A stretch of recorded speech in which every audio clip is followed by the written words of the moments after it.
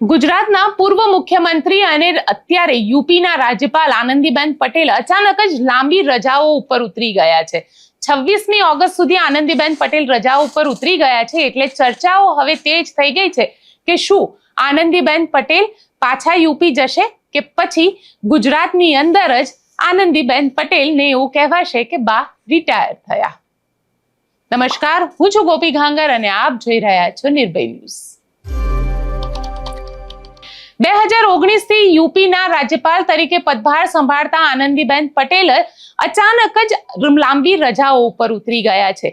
એવું કહેવામાં આવી રહ્યું છે કે આનંદીબેન પટેલ રજા ઉપર ઉતરતા પહેલા તેમને રાષ્ટ્રપતિ દ્રૌપદી મુર્મુને એક ચિઠ્ઠી પણ લખી હતી અને ચિઠ્ઠીની બાદ તેઓ એક લાંબી રજા ઉપર ઉતરી ગયા છે। છેલ્લા 2 દિવસથી આનંદીબેન પટેલ ગુજરાતમાં છે, પણ યુપીની અંદર ચર્ચા તેજ થઈ ગઈ છે કે શું આનંદીબેન પટેલ 26મી ઓગસ્ટ સુધી તો રજા ઉપર છે, 27મીએ ફરીથી રાજ્યપાલનું નિવાસસ્થાન છે રાજભવન ત્યાં પાછા આવશે કે પછી ગુજરાતમાં જ રહી જશે।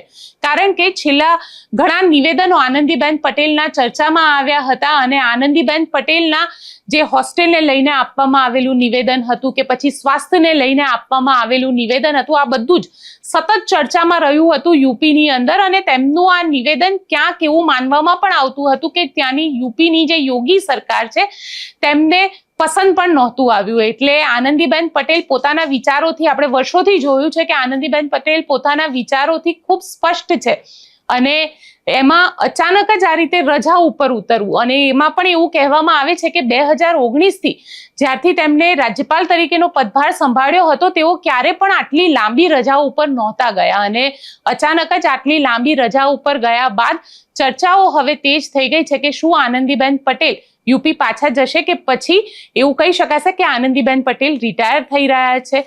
કારણ કે એવું પણ એક ચર્ચા ચાલી રહી છે કે આનંદીબેન પટેલ અત્યારે ગુજરાતની અંદર છે, 26મી ઓગસ્ટ સુધીમાં બની શકે કે નવા રાજ્યપાલનું લિસ્ટ આવે અને તેની અંદર 5 રાજ્યના નવા રાજ્યપાલ હોય, 2 એલજીના નામ હોય, કારણ કે આનંદીબેન પટેલનો કાર્યકાળ જે છે એ 2024માં જ પૂર્ણ થઈ ગયો હતો। છેલ્લા 2 વર્ષથી તેમને એક્સટેન્શન આપી રહ્યા હતા રાજ્યપાલ તરીકેનું અને તેમાં હવે અચાનક આ રીતે આનંદીબેન પટેલ રજાઓ ઉપર આવી ગયા છે, એટલે ક્યાંક ને ક્યાંક એવું માનવામાં આવી રહ્યું છે કે બની શકે કે આનંદીબેન પટેલ હવે રિટાયર પણ થતા હોય। આપને શું લાગે છે? કારણ કે ગુજરાતની અંદર હમણાં જ નવા પ્રભારી આવ્યા છે। જો આનંદીબેન પટેલ યુપી છોડીને ગુજરાતમાં પાછા પણ આવે તો 2027ની ચૂંટણી આવી રહી છે અને એ ચૂંટણી પહેલા આનંદીબેન સક્રિય રાજનીતિમાં રહેશે કે નહીં રહે તેને લઈને પણ ઘણી બધી ચર્ચાઓ ચાલી રહી છે। તો આપ શું માની રહ્યા છો? મને કોમેન્ટ બોક્સમાં ચોક્કસથી લખીને જણાવજો અને અમારી ચેનલ નિર્ભય ન્યૂઝને લાઇક, શેર અને સબસ્ક્રાઇબ કરવાનું ભૂલશો નહીં। આભાર।